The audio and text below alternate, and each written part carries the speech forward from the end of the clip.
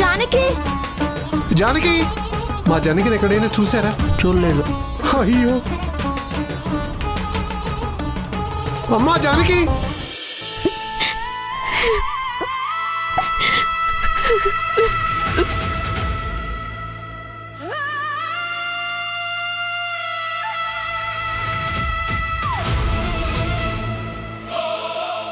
విన్నావా దక్షమా?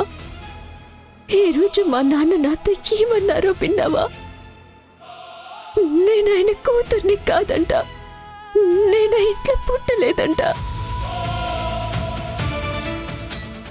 ఇది నా మీద కోపంతో అన్న మాట కాదు, నిజమని చెప్తున్నారు. ఇన్ని రోజులు ఈ నిజాన్ని ఎందుకు చెప్పలేదు నాన్న అంటే, పెంచిన మమకారం నిన్నలా పెంచుకునేలా చేసింది. కానీ నువ్వు నా మాట వినట్లేదు కాబట్టి చెప్పాల్సి వచ్చింది అంటున్నారు. జానకి జానకి జానకి నేను ఆయనకేమీ కానంట. ఆ ఇల్లు నా ఇల్లు కాదంట, నా తల్లిదండ్రులు వాళ్ళు కాదంట. మరి నేనెవరినమ్మా? నా తల్లెవరు? నా తండ్రి ఎవరు?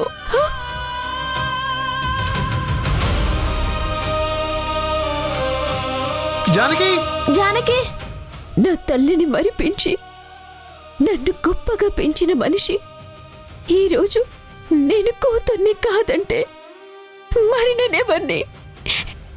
ఎవరు నా వాళ్ళు?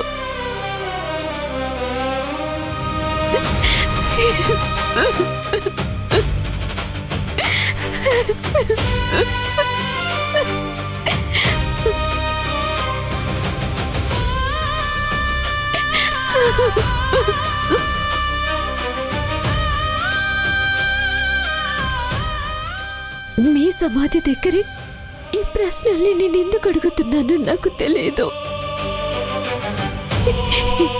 ఏం చేయాలో దిక్కు తోచకుండా అలా నడుచుకుంటూ వస్తూ ఇదిగో ఇక్కడ నీ సమాధి ముందాగాను. అందరూ నాకు నీ పోలికలు అంటారు, నీ ధైర్యమే నాకొచ్చింది అని అంటుంటారు. చాలా మంది నిన్ను చూస్తుంటే అచ్చం దక్షముని చూస్తున్నట్టే ఉందని నాతో ఎన్నోసార్లు అన్నారు. చివరికి నాన్న కూడా నీతోనే పోల్చి చెప్పారు. నేను ఎవరినో ఎవరికి తెలియనప్పుడు నీ పోలిక నాకెలా వస్తుందమ్మా? నేను నీలా ఎలా ఆలోచిస్తాను, నీలా ఎందుకు ప్రవర్తిస్తాను? నాన్న నాకు చెప్పారు, మీ ఇంటి విషయంలో కలుగ చేసుకోవద్దని, భూమి విషయంలో తన తండ్రి గురించి చెప్పొద్దని చెప్పారు.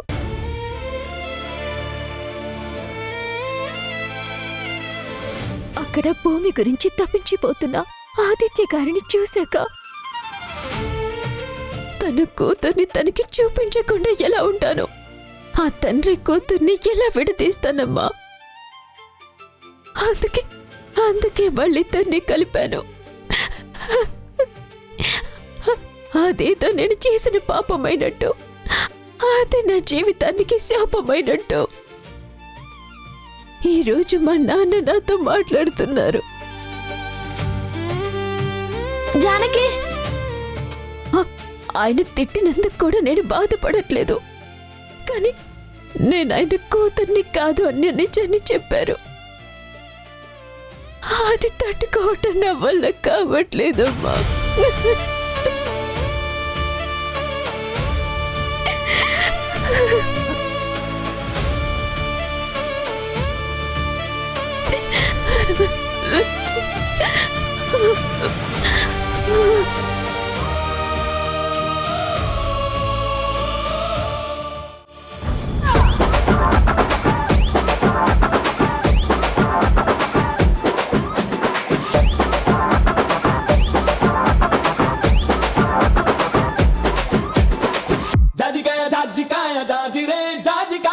రాగి ముద్ద రాగమాయ దెబ్బకే మనసు మాయ జాజికాయ జాజికాయ జాజిరే జాజికాయ రాగి ముద్ద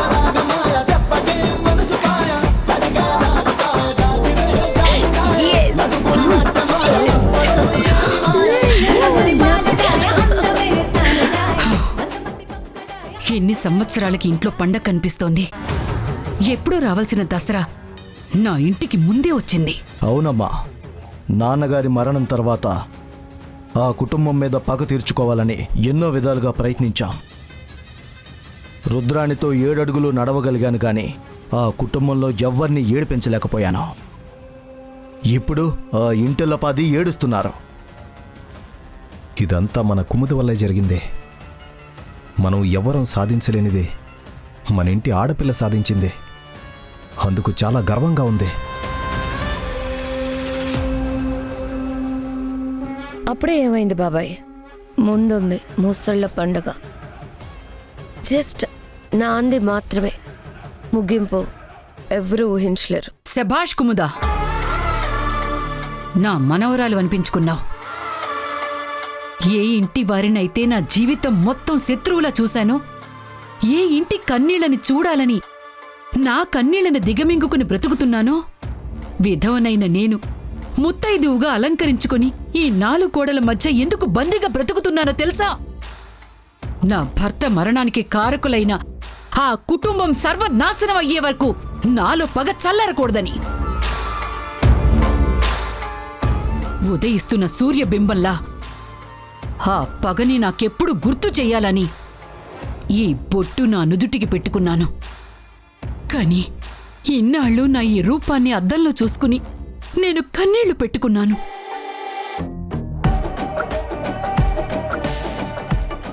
ఈరోజు అక్కడ అందరూ ఏడుస్తున్నారు అంటే నా మనసుకి ఎంతో ఆనందంగా ఉంది. అది నీ వల్లే జరిగింది అంటే ఇంకా ఇంకా సంతోషంగా ఉంది. నా కూతురు నా పగకి ప్రతిబింబంలా మారింది. ఆ ఇంట్లోనే ఉంటూ అక్కడ అందర్నీ తన చెప్పు చేతల్లో పెట్టుకుని భార్గవ్ తన చేయి పట్టుకుని నడిచొచ్చేలా మార్చుకుంటుంది.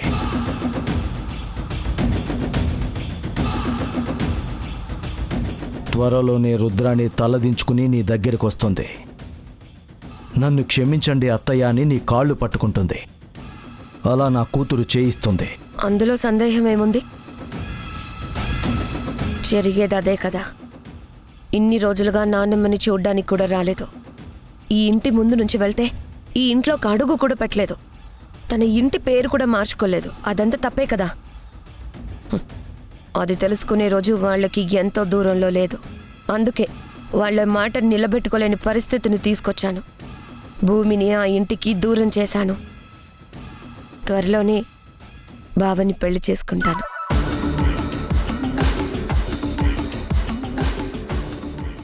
మరీ ముఖ్యంగా ఏ జానకి అయితే భూమిని మార్చింది అని అందరూ సంతోషపడ్డారో, ఏ జానకి మన కంట్లో నలుసుగా మారి మనల్ని ఇబ్బంది పెట్టిందో, ఆ జానకిని ఆ ఇంటికి శాశ్వత శత్రువుని చేశాను.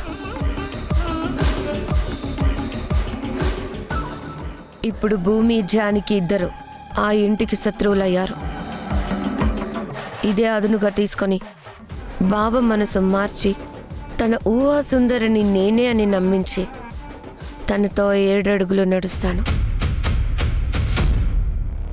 నా మెడలో తాళి కట్టి నువ్వే నా జీవితం అనేలా మార్చుకుంటాను. ఆ తర్వాత ఒక్కొక్కరికి చుక్కలు ఎలా ఉంటాయో చూపిస్తాను. అక్కడున్నది నీ కన్న తల్లమ్మా. ఆ మమకారాన్ని మర్చిపోతే ఎలా? నువ్వు తప్పు చేస్తే ఆవిడ శిక్ష అనుభవించింది. అంత గొప్ప తల్లిని నువ్వు బాధ పెట్టగలవా? బాబాయ్, మా అమ్మకి కూతురు మీద ప్రేమ కన్నా నీతి నిజాయితీ మీద నమ్మకం ఎక్కువ. నేను నిజాయితీ పర్రాలనని, నేను గొప్ప వ్యక్తినని అందరూ తన గురించి చెప్పుకుంటూ ఉంటే సంతోషించడం తనకి చాలా ఇష్టం. అందుకే నేను చేసింది చిన్న తప్పైనా అందరి ముందు పెద్ద శిక్ష విధించి తను అనుభవించింది. నాది తప్పు అని నలుగురిలో నిరూపించింది. జానకి మాటల్ని నమ్మి నా మీద కోపాన్ని చూపించింది. మరి అంతకంతా తీర్చుకోవాలి కదా. నాన్నమ్మ కాళ్ళు పట్టుకొని ఇలా చేసినప్పుడే ఎదుటి వ్యక్తిని బాధ పెడితే ఎంత బాధగా ఉంటుందో తనకి తెలిసొస్తుంది. మంచి నిర్ణయం తీసుకున్నావమ్మా. కానీ మనం ఇక్కడ ఎక్కువసేపు ఉండటం మంచిది కాదు. ఈ ఆనందాన్ని నానమ్మతో పంచుకోవాలని వచ్చాం. పని చేసుకున్నాం. పద వెళ్దాం. రే ఇప్పుడేగా వచ్చారు, తినేసి వెళ్ళండిరా. ఓ గంట సేపు ఆగితే 4 రకాల వంటలు చేసి పెడతాను, తినేసి వెళ్ళండి. మేమిక్కడ ఎక్కువసేపు ఉంటే అక్కడ రుద్రానికి అనుమానం వస్తుంది. మేం వెళ్ళాలి. వస్తాము. నానమ్మ వెళ్ళొస్తావు. సరే అమ్మా. అమ్మా నాకు కూడా చిన్న పని ఉంది, అది చూసుకుని వస్తాను. సరేరా.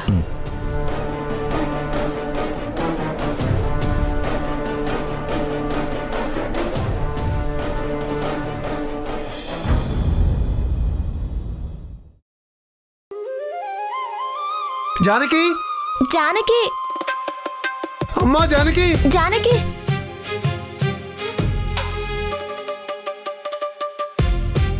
జానకి జానకి, జానకి జానకి.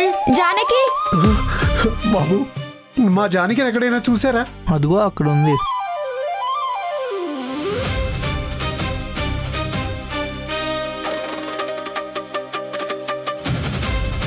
బాబాయ్, జానకి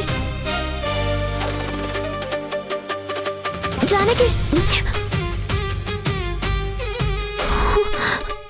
రే బుజ్జి, నువ్విక్కడికి ఎందుకు వచ్చావురా? నువ్వేమైపోయావో అని నేను బాబాయ్ ఎంత కంగారు పడ్డామో తెలుసా?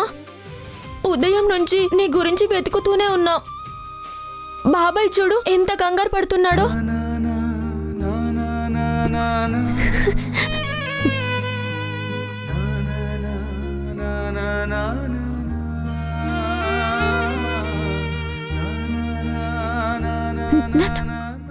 ఏమ్మా,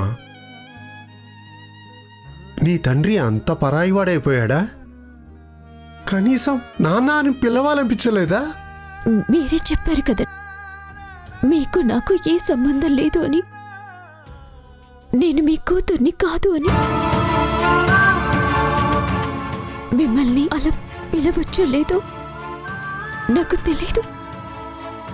అమ్మా, కోపంలో ఒక మాట అన్నాను, కానీ ఎందుకన్నానో తెలుసా? నీకు ఏం జరుగుతుందో అన్న భయంతో అన్నాను. నీకు ఏమీ కాకూడదు అన్న బాధలో అన్నాను. ఆ ఇంటికి కోపం వస్తే దాని ప్రతీకారం ఎలా ఉంటుందో నాకు తెలుసు కాబట్టి నీకేం జరుగుతుందో అని తట్టుకోలేని బాధలో నేను నోరు జారానమ్మా. అంతేకాని నువ్వు నా కూతురువేనమ్మా. నువ్వు నన్ను నాన్న అని పిలవకపోతే ఈ గుండె ఆగిపోతుంది, ఈ తండ్రి చచ్చిపోతాడమ్మా. నాన్నా,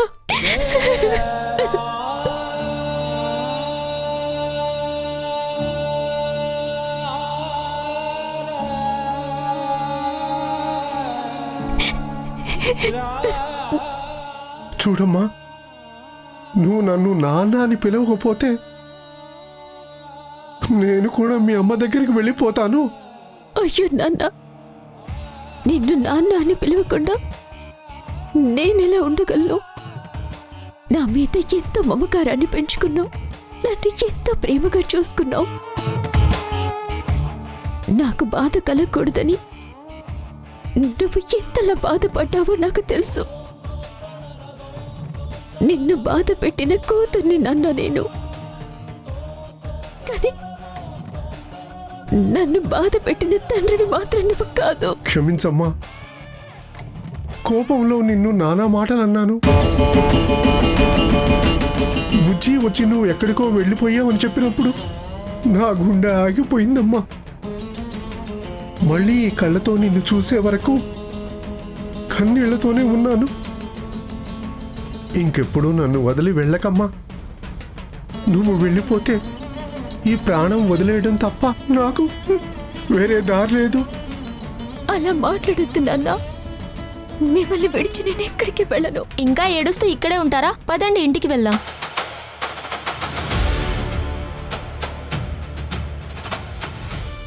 అమ్మా దక్షమ్మ,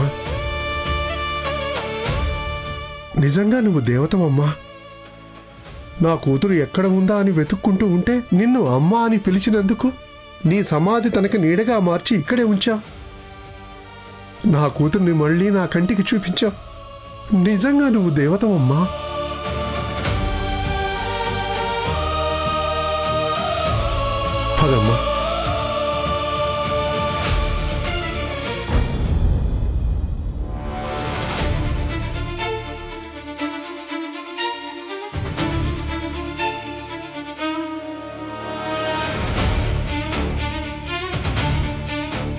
ఏంటమ్మా బయట నుంచి వస్తున్నావేంటి? నువ్వు ఇంట్లోనే ఉన్నావనుకున్నాను. నేను భూమి దగ్గరికి వెళ్ళొస్తున్నాను.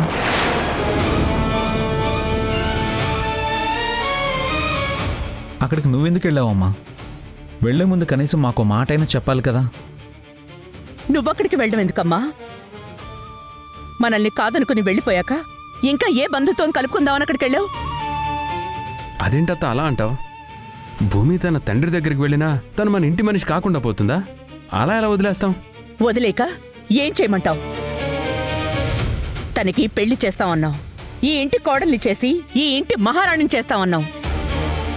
ఇదంతా తన మేలు గురించే కదా? మన స్వార్థంతో ఆలోచించి చేయడం లేదు కదా. అది తన కంటికి కనిపించడం లేదు. తన తండ్రికి దూరం చేశామని ఆ జానకి చెప్పిన మాటలు మాత్రమే వినిపించాయి. మనం శత్రువుల్లా కనిపించాం. ఇన్ని రోజులు పెంచిన మమకారాన్ని మర్చిపోయి ప్రవర్తించింది. ఇన్ని రోజులు చూపించిన ప్రేమని వదిలేసి తన తండ్రి చేపట్టుకుని వెళ్ళిపోయింది. అవునమ్మా, తనకిష్టం లేదని వెళ్ళిపోయాక మళ్ళీ నువ్వెందుకు వెళ్ళావు? ఈ ఇంటికి రమ్మంటే తనకి కష్టంగానే ఉంటుంది. అయినా నువ్వు అక్కడికి వెళ్ళి భూమిని ఎందుకు బాధ పెట్టావు? అందరూ భూమి బాధ గురించి ఆలోచిస్తున్నారు, భూమి మీద కోపంతో ఆలోచిస్తున్నారు. కానీ నా బాధనెవరూ పట్టించుకోవడం లేదు.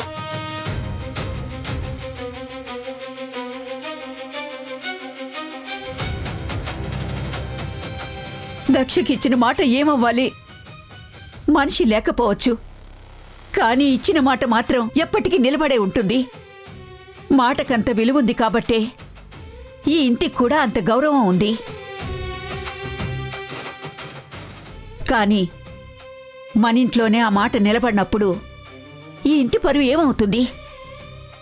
అందుకే నా చేతులతో పెంచిన మనిషి కాళ్ళు పట్టుకునేనే సరే కనికరించమని అడుగుదామని వెళ్ళాను. కానీ అక్కడ నిరాశే ఎదురైంది. ఆశతో వెళ్ళిన నేను అవమానంతో తిరిగి రావాల్సిన పరిస్థితి వచ్చింది. తప్పు చేశావమ్మా. ఆ ఇంటికి నువ్వు వెళ్ళి తప్పు చేశావు. ఒకసారి ఇదే ఇంట్లో ఒకరోజు నేను తీర్పిచ్చాను. మన రంగయ్య మనవరాలకి ఇష్టం లేని పెళ్లి చేసుకోకూడదని చెప్పాను. అలాంటిది భూమికి ఇష్టం లేనప్పుడు నేను తన్ని ఎలా పెళ్లి చేసుకుంటాను? తనకిష్టం లేదని చెప్పాక తన గురించి నేనెందుకు ఆలోచిస్తాను? నువ్వు అత్తకిచ్చిన మాట గురించి ఆలోచిస్తున్నావు. నేను భూమి మనసు గురించి ఆలోచిస్తున్నాను. అది ఆలోచించకుండా నువ్వు తనది తప్పని మాట్లాడడం కరెక్ట్ కాదు. ఈ విషయం మాట్లాడడానికి వెళ్ళి మావయ్య మాట అన్నాడని బాధపడడం ఎంతవరకు కరెక్ట్ చెప్పు? మన మీద కోపం పెంచుకున్న మావయ్య ఖచ్చితంగా మీ మాటకు విలువ ఇవ్వడం తెలిసి కూడా అక్కడికి వెళ్ళడం తప్పు. అదేంటి భార్గవ్ అలా అంటున్నావు? భూమికి నిజంగా ఇష్టం లేకపోతే తన చిన్నప్పటి నుంచి అమ్మ ఇదే మాట చెప్తోంది. భూమి తనకి ఇష్టం లేనట్టు ఎప్పుడైనా ప్రవర్తించిందా? అవును, ఎప్పుడూ తనలో అలాంటి ప్రవర్తనే కనబడలేదు. అదే నాకు ఆశ్చర్యంగా ఉంది. పీటల దాకా వచ్చే వరకు తనకిష్టం లేదు అన్న అనుమానం కూడా తలెత్తలేదు. ఎన్నోసార్లు జానకి నా దగ్గర అడిగింది. అసలు భూమికి పెళ్లి ఇష్టం ఉందా లేదా అని తెలుసుకునే ప్రయత్నం చేసింది. కానీ భూమికి అలాంటివి చెప్పడం తెలీదు అని నేనే అన్నాను. ఇదంతా జానకి ప్లాన్ అని ఇప్పటికీ నీకు అర్థం కాలేదా అమ్మా? భూమి మనసులో లేనివి ఉన్నట్టుగా నాటింది. ఈ ఇంటి పరువు తీయాలని, మనందరితో ఆడుకోవాలని, మన మీద కోపాన్ని పెంచుకుని నమ్మకంగా నటిస్తూ మన నట్టింట్లోనే తిరుగుతూ భూమి మనసు మార్చేసింది.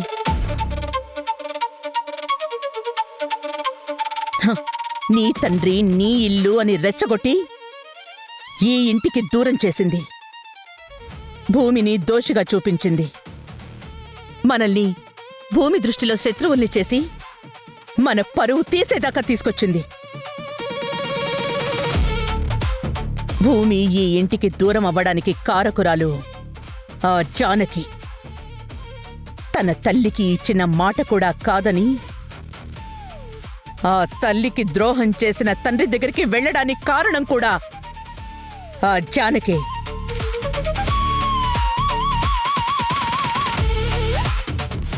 ఇక్కడ తప్పేమైనా జరిగింది అంటే అది జానకి వల్లే జరిగింది.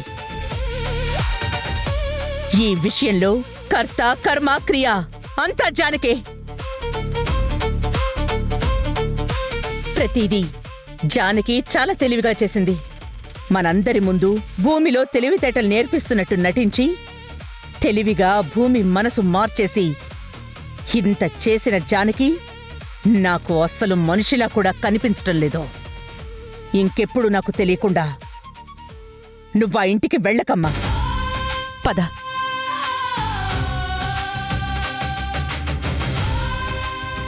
జానకి, నువ్వింత పని చేశావా?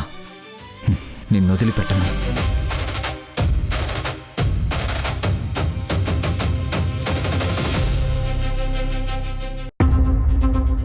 ఏంటమ్మా ఈ టైంలో ఎక్కడికి వెళ్తున్నావు? మీ ఇంటికే వస్తున్నాను దుర్గమ్మ, నీతో మాట్లాడాలి. నేనెవరో నా వాళ్ళెవరో నాకు తెలీదు, అందుకే నీ దగ్గర తెలుసుకోవాలని. ఆయన నువ్వు ఆ ఇంటి పిల్లవు కాదని నీతో ఎవరు చెప్పారు? నేను తండ్రి అనుకున్న మనిషి నీ తండ్రిని కాదు అని ఈరోజు నాతో చెప్పారు. అందుకే నేనెవరినో నా తల్లిదండ్రులెవరో తెలుసుకుందామని నీ దగ్గరికి వచ్చాను. ఎన్ని రోజులు దాచిన విషయాన్ని ఈ రోజే దీక్షితులు గారు నీ దగ్గర చెప్పారు. నిజానికి నువ్వెవరంటే